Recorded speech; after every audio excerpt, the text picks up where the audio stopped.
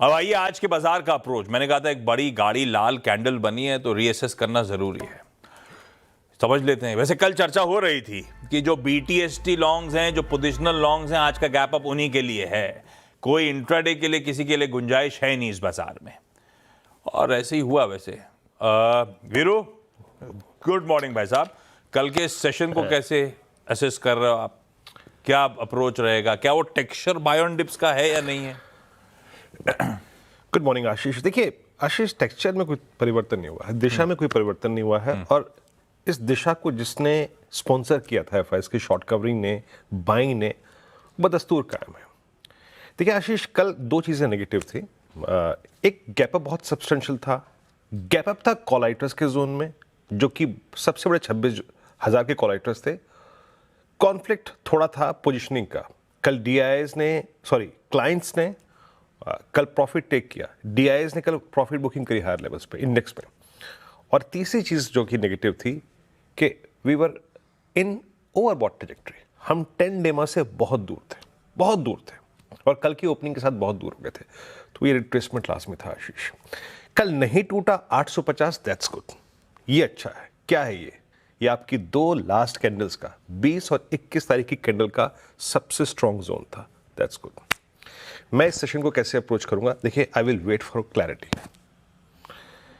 आइए स्टैट्स से शुरुआत करते हैं। पहले एफआईएस के स्टैट्स लेके आइए। हाँ, नो डाउट अबाउट दैट कि कैश में उनकी सेलिंग थी, और कैश में उनकी सेलिंग करीब 1166 करोड़ रुपए की, डीआईएस का करीब 3894 करोड़ रुपए का बाय। अब आइए आप जरा इंडेक्स उन्होंने बाय किया, और अच्छे खासे क्वांटम में 4652 करोड़ रुपए का, जिसमें करीब उन्होंने 14,000 कॉन्ट्रैक्ट शॉर्ट कवर किए, 10,000 कॉन्ट्रैक्ट लॉन्ग किए। और एक बात याद रखिएगा, किसी भी डायरेक्शंस में जब एफआईएस चलते हैं तो उस डायरेक्शन में उनका अपर हैंड होता है। ये बात बिल्कुल एस्टेब्लिश्ड है, इसमें कोई दुराय नहीं है। उनका अपर हैंड होता है, और वो इस वक्त अपर हैंड लॉन्ग साइड पे रख रहे हैं। पहली चीज तो ये। कल शॉर्ट क्लाइंट ने और डीआई ने किया हायर लेवल्स पे, अप्रॉक्सीमेटली 11,000 कॉन्ट्रैक्ट दोनों की तरफ से आए, और उनकी तरफ से लॉन्ग काटे भी गए हैं, तो उन्होंने कल हायर लेवल पे प्रेशर दिया है। अब आते हैं इंडेक्स की पोजिशनिंग पे। देखिए, कल के रिवर्सल के बाद, इंट्राडे रिवर्सल के बाद 26, 26.1, 26.2, इन तीन जोन्स में मैं कल भी कह रहा था कि 26,000 इट्स टफ। 26,000, 26,100 दोनों जगह करीब 2.25 करोड़ कॉल खड़ी हो गई है, और नीचे अगर पुट्स कहीं पे खड़ी हैं साइजेबल, तो वो है 25,800 की स्ट्राइक। मेरी अप्रोच क्या रहेगी? देखिए, मैंने कहा ना कि मैं वेट करूंगा, मैं क्लैरिटी चाहता हूं। Either Nifty will rotate between base 1 and RS1। Please base 1 screen पे लेके आइएगा। मैं ट्रेड को लेने में इच्छुक दो ही सर्कमस्टेंसेस में हूंगा, either a weakness towards base 1। अब बेस 1 क्या है? हमारी दो लास्ट कैंडल्स का, कल की नहीं, ये दीपावली और मुहूर्त ट्रेडिंग के दिन की, इन दो कैंडल्स का एक क्रिटिकल जोन है। Either a dip towards base 1, above base 1, तो बाय करूंगा, और RS1 पे अपने ट्रेड को चेक करूंगा। अभी मैं सिर्फ बात कर रहा हूं बिटवीन बेस 1 एंड RS1 को अपने ट्रेड चेक करूंगा। और अगर आप बिल्कुल ही क्लैरिटी चाहते हैं, आप एक्यूट स्ट्रेंथ को बाय करना चाहते हैं, देन उसके लिए आपको 26,033 के ऊपर सस्टेन करना पड़ेगा, पहले कॉलाइटर्स की जोन के ऊपर। इन that case a swing towards 26,081, 26,123 और 26,167 पॉसिबल है। आपको कॉलाइटर्स के जोन में आके एंटर करना पड़ेगा।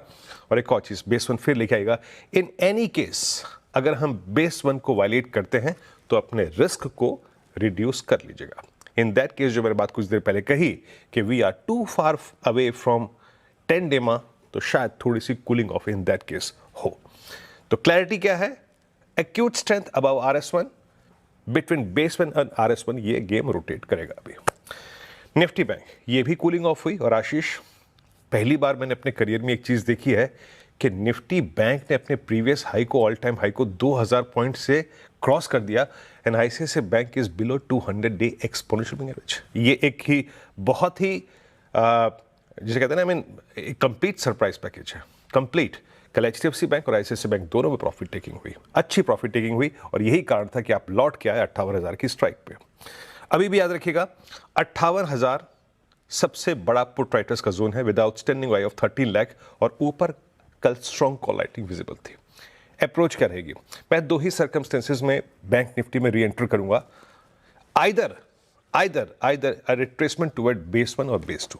क्या तो कूलिंग ऑफ हो बेस 1 बेस 2 तक, तब कोई लॉजिकल एक बेस्ट रिस्क रिवॉर्ड रेशियो के हिसाब से कोई ट्रेड बैठेगा, और लेट इट स्टेबलाइज अबव 58,200, 58,200 के ऊपर सस्टेन हो, 58,000 पे पुट राइटिंग विजिबल हो और कुछ स्टेबिलिटी आईसीआईसीआई बैंक में आए 200 EMA की ट्रेजेक्ट्री से, इन that case bank Nifty will move up और उसके बाद RS1 तक का और RS2 तक का स्विंग पॉसिबल है। तो आशीष, थोड़ा सा क्लैरिटी का इंतजार कीजिए, या तो बेस 1 पे या फिर RS1 के क्रॉस होने पर निफ्टी को बाय कीजिएगा। आशीष।